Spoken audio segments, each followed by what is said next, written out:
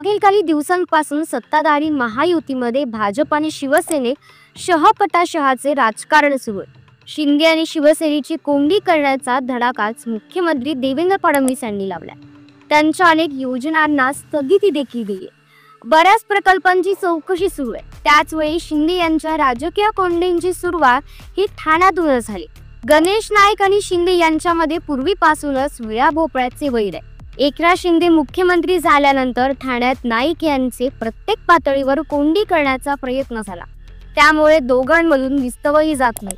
आता नाईक यांनी मुख्यमंत्री फडणवीस यांच्या आशीर्वादाने शिंदे यांना बालेकिल्ल्यातच आव्हान देण्याचं ठरवलंय. याचाच भाग भाजपने नाईक यांच्या नेतृत्वात ठाणे महापालिका निवडणुकीसाठीही ओन्ली भाजपचा नारा दिलाय.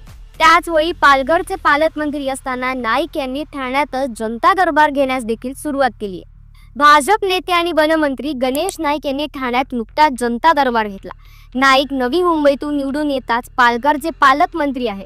असे असताना त्यांनी ठाण्यात घेतलेला जनता दरबार हा चर्चेचा विषय ठरलाय. सोमवारी झालेल्या पहिल्या जनता दरबारमध्ये प्रचंड गर्दी जमली होती. तब्बल 10 वर्षांनंतर मंत्री थेट जनतेला भेटले. शेकडो तक्रारीची निवेदने त्यांना देखील देण्यात आली. आधी महायुतीतील तणावामुळे मंत्री नाईक यांचा जनता दरबार होणार नाही असे महायुतीच्या नेत्यांना वाटत होतं. पण नाईक यांना उत्स्फूर्त प्रतिसाद लाभला. त्यामुळे शिवसेनेच्या गोटात चिंतेचे वातावरण पसरले. त्यातून आज खासदार नरेश म्हस्के यांनी नवी मुंबईत खासदार आपल्या भेटीला हा उपक्रम राबवून नाईक यांच्या बालेकिल्ल्यात त्यांनाच प्रत्युत्तर दिलं.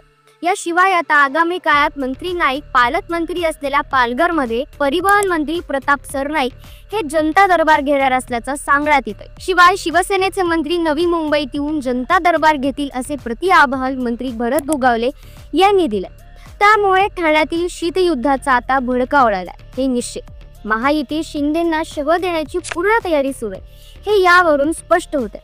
त्यामुळे शिंदे भाजपला कसं वाटणीवर आणणार की शिंदेंना नमवण्यात भाजप यशस्वी होतो हे पाहणं आता महत्त्वाचं असणार आहे. यावर तुम्हाला काय वाटतं? तुमचं मत कमेंट नक्की करा आणि मराठी मंडळीला जर अजून सबस्क्राईब केलं नसेल तर सबस्क्राईब करून घ्या. धन्यवाद.